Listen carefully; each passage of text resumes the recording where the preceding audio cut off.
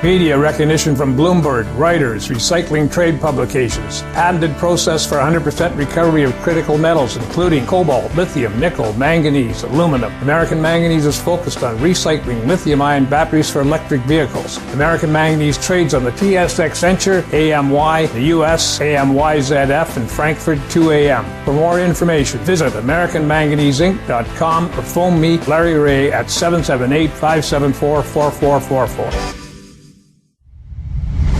You're listening to HowStreet.com radio, available online at TalkDigitalNetwork.com.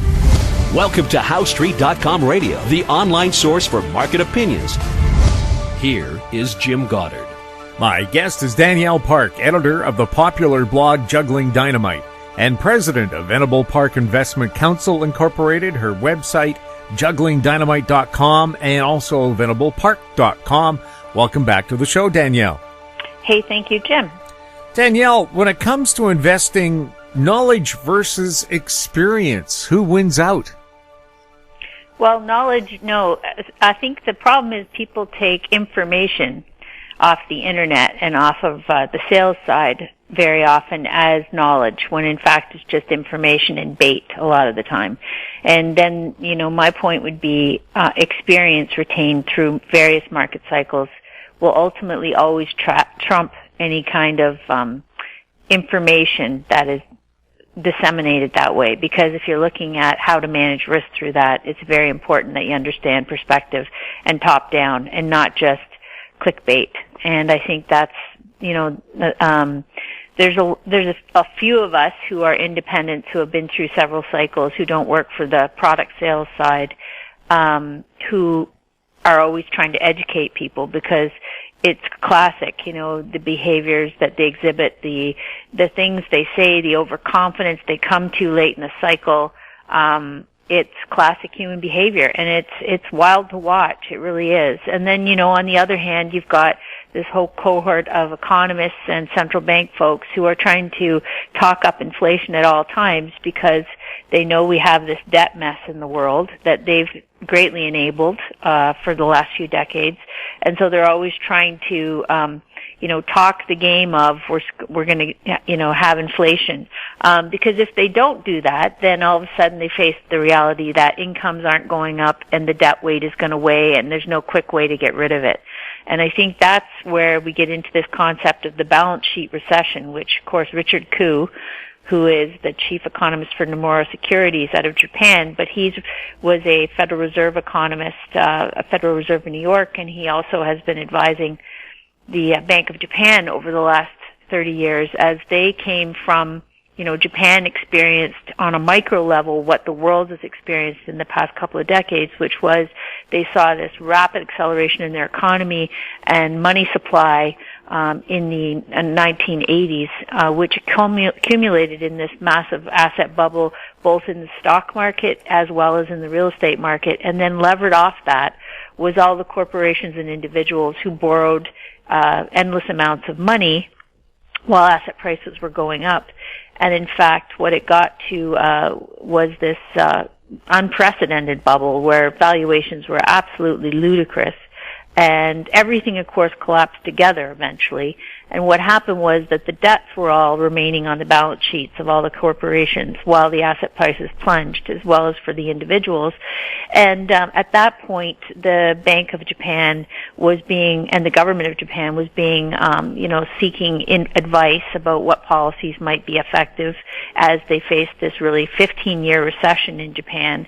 Where gross domestic product kept contracting, a few fits and starts of trying to recover and then further contraction. And they were consulting people like economist Paul Krugman and the then Princeton economist Ben Bernanke, who were basically of the view that it didn't matter why there was deflation in the economy, that the answer was always to increase the money supply, to lower interest rates, and to make debt, make loans available to the private sector. And Richard Koo, of course, is famous for taking a totally different view, which said, it does matter why the economy is in deflation.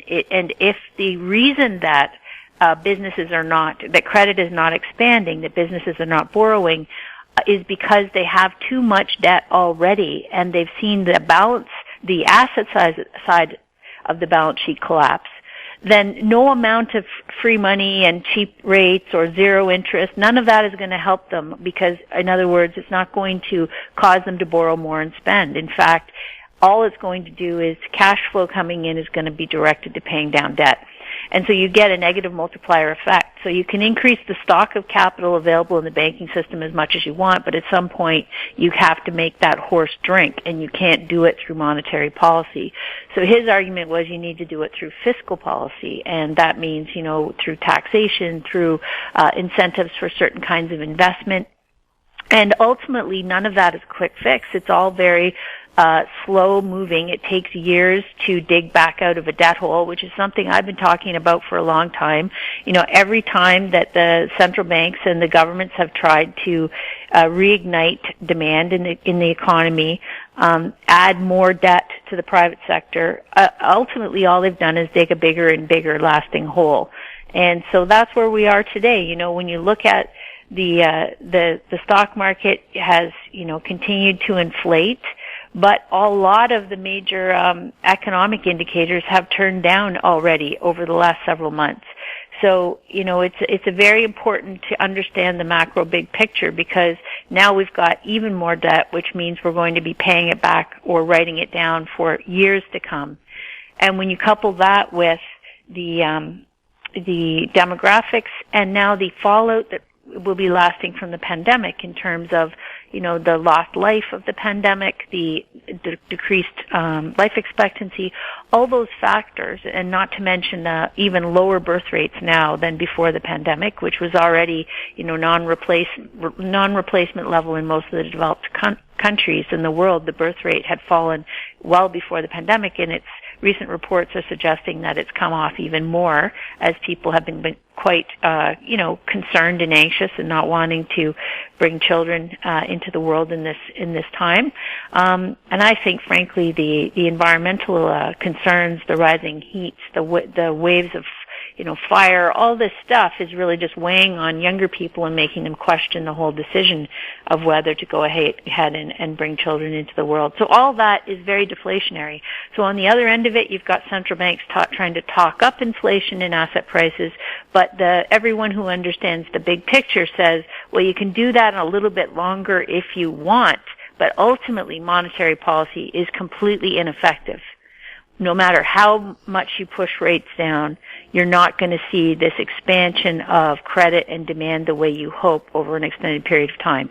And that's what the data is starting to show. We have high inflation but very low interest rates. How long can that last before interest rates start to come up? Because the last time we had rampant inflation in the late 70s, interest rates are at 21%.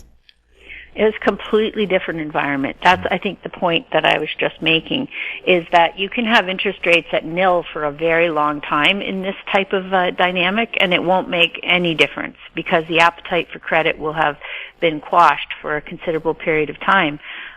Because people are needing to rebuild balance sheets, which is the right thing for the corporate sector to do. It is the right thing for the household to do, but ultimately it's depressing in terms of global rates and global growth. And that's indeed the case. Like, if you look at the corporate sector in the U.S., for example, like the U.S. economy has fared the best in terms of globally since the 2008 recession, because they saw a central bank there that was leading the world in terms of pushing money into the banking system, right, in terms of suppressing rates, but also in terms of trillions and trillions of dollars in bond buying, which was to get cash into the banking system and ultimately trying to expand the supply, the amount of loans and the multiplier effect through the economy. What you've actually seen is that since 2008, the U.S. economy has expanded just $3.5 trillion in the past 12 years. So for every $12 of debt that the system has pushed in, they've got just $1 of growth. So this is a brutal multiplier impact. And now what we have is $11 trillion of corporate debt in the U.S. non-financial sector alone, which is about 50% of the U.S. economy. And what have corporations largely done with that debt they've taken on is very non-productive things. I've talked about this in the past, but ultimately a great deal of it has been cycled back into share buybacks in the stock market, mergers and acquisitions, this type of thing. So while the going was good, while the appetite, investor appetite was rampant, while they were, there was a certain portion of the population that was floating in excess cash, they were using it to buy more assets at bubble prices instead of investing in R&D and in long-term innovation and in things that would improve, the chances of paying back the debt down the road.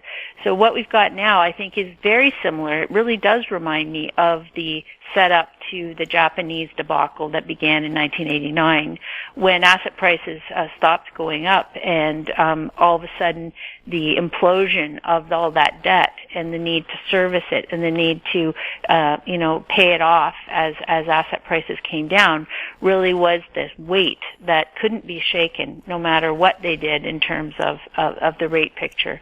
So, and having said that, you've also got, as I say, the demographics now are that much worse by far.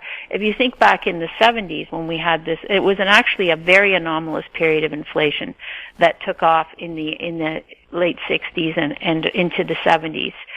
66 was also a top in the stock market, where asset prices had again become greatly inflated, but you had a much younger population in the developing countries at that point. The baby boomers were very much coming into their high consumption years, at the same time that you had the war in Vietnam, at the same time that you had a heavy reliance on OPEC for fuel production. Today you've got everything different than that. You've got a boomer population that's moving into its late 60s every day at a very high rate. You've got a whole bunch of different energy sources continually coming on market. You've got OPEC agreeing to pump more in the last week. They came to an agreement, which, the oil supply is already above what the economy is actually using in terms of demand. China is importing much less oil than it did. So there is this profound difference in terms of the energy market and sources of energy. So that element of sustained inflation is not likely to be present. At the same time, you've got, as I say, the totally different demographics and the people overburdened with debt now in a way that they never were back then, right? Don't forget, when interest rates are high, people have a high propensity to pay off debt and have incentives to try and avoid it and minimize it. And we've had now, a couple of decades of exactly the opposite. So if you look at even the commodity cycle, as I was saying, industrial production in the world peaked in February of 20, and we're still well below that, even with all the reflation and money pumping that's gone on and inordinate durable goods consumption that was spiked by people getting free money and stuck in their homes, all that stuff. That even with all that, industrial production is still today well below where it was in Feb of 20 and below where it was in 2008 in the peak. So we've really had we've had a declining period with all these intervening measures trying to, pump up demand some more. And really all that's done is, as I say, pull forward future demand, spend it already and leave a bigger hole in the future.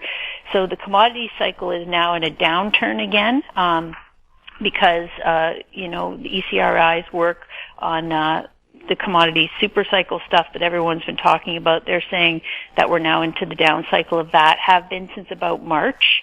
And that makes sense because if you look at it, we've seen, the Treasury yields, interest rates really peaked at the end of March.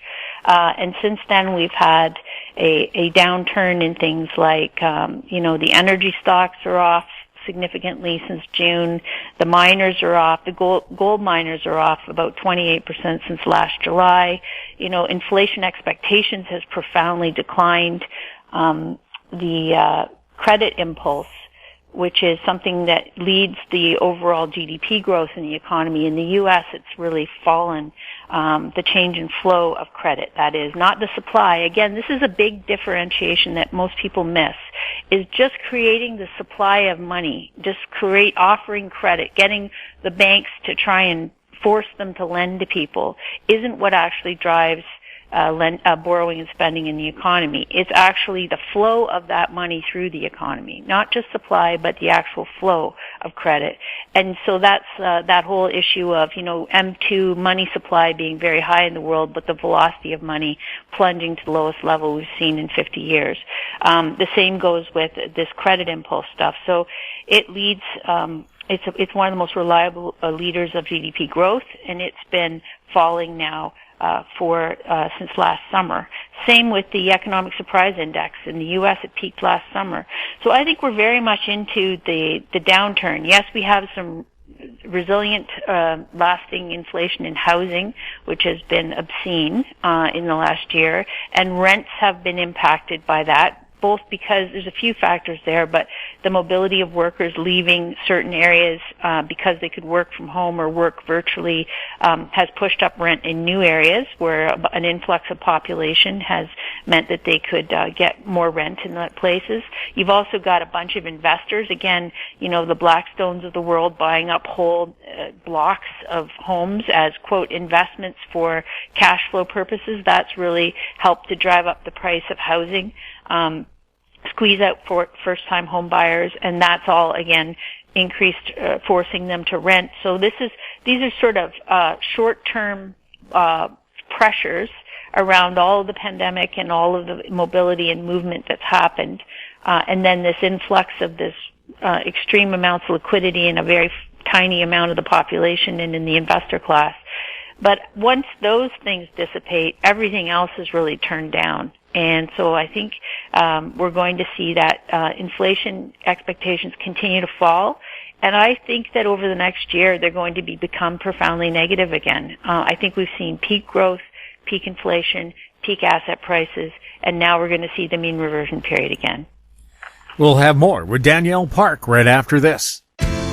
Engineer Gold Mines is focused on the exploration and development of the historic high-grade Engineer Gold Mine situated 32 kilometers southwest of Atlin, British Columbia. Engineer Gold Mines is fully permitted for surface and underground exploration with the drill program now underway. Engineer Gold Mines Limited trades on the TSX Venture Exchange, symbol EAU. For more information, please visit us at engineergoldmines.com.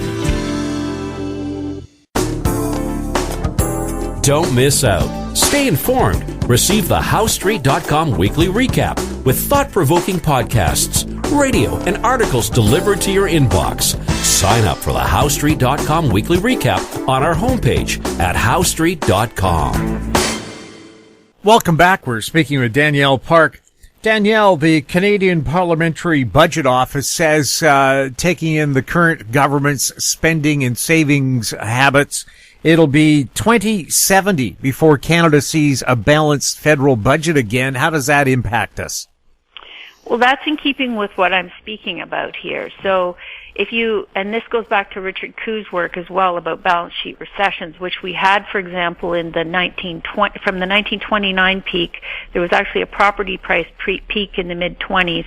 There was a stock market peak and corporate debt peak in the late 20s, and then we had that 20-year period of recycling depression basically and then the same thing happened in the Japanese experience, and those were both balance sheet recessions. And in those environments, the only driver, so to speak, so because private sector, both corporate and household, are trying to pay down their debt because they've taken on too much and because asset prices are no longer going up to allow them to expand that leverage, they have to delever. They have to get rid of their debt. So that takes a long period of time. In that situation, the only sort of spender of last resort is governments. And they cannot allow the economy to collapse completely, which is what would happen if all the sectors, government and private, tried to retrace and pay down debt and balance budgets. If everyone's trying to do it at once, you see a profoundly negative impact on the economy. And so, in fact, even during the 30s, there was a lot of the New Deal and a lot of very expansionist policies trying to help the economy, but each time they tried to balance the budget or pull in the government spending, you saw a relapse back into, very negative recession. So that happened in Japan as well, where each time a new government came in and tried to say, and that the response is, oh, there's too much government debt, we have to stop spending, we have to start trying to reel it in and balance the budget. But if they're doing that when the private sector is still deleveraging, you're going to have another relapse in the economy, and then, of course, tax revenue plunges and everything goes bad. So at this stage, as scary as the debt levels are in governments, they have to be the spender of last resort, and they need to do so in a very thoughtful way that will help countries pay back that debt when eventually we get round to that point. And the only way that happens is by building out intelligent infrastructure and things that don't destroy, future growth prospects. So sustainability things and things that will help us do things more with less, waste less, have less, damaging byproducts and all that. Things that will improve health and productivity in the workforce. So those things are where we need to target the government spending. This goes back in some ways to the MMT crowd. As much as everyone hates that, the whole point of it is that government who create their currencies actually have a capability that none of us do, which is, they can actually print money that is required to pay their bills when, everyone else in the private sector is actually constrained by their cash flow in terms of what they can actually spend and pay for. So, it's a mess we've got ourselves into, but we definitely do have some historical precedents for this type of environment. And we've learned through those previous decades, both in the 30s and 40s as well as in the 80s and 90s through the Japan debacle, that ultimately governments have to do the fiscal spending now in order to keep the economy going so that everyone else can have enough cash flow to pay down the debt. Danielle, thank you so much for chatting with us. Hey, thank you, Jim. My guest has been Danielle Park, editor of the popular blog Juggling Dynamite and president of Venable Park Investment Council Incorporated. Her websites, jugglingdynamite.com and venablepark.com. If you have any questions for Danielle or any of our other guests, you can send them to info@housestreet.com. Our YouTube channel is Talk Digital Network. Find us on Twitter @HouseStreet. We're also on Facebook. I'm Jim Goddard. Thank you for listening. Comments made on HowStreet.com radio are an expression of opinion only and should not be construed in any matter whatsoever as recommendations to buy or sell any financial instrument at any time. Available online at TalkDigitalNetwork.com. HowStreet.com radio is a production of HowStreet Media Incorporated.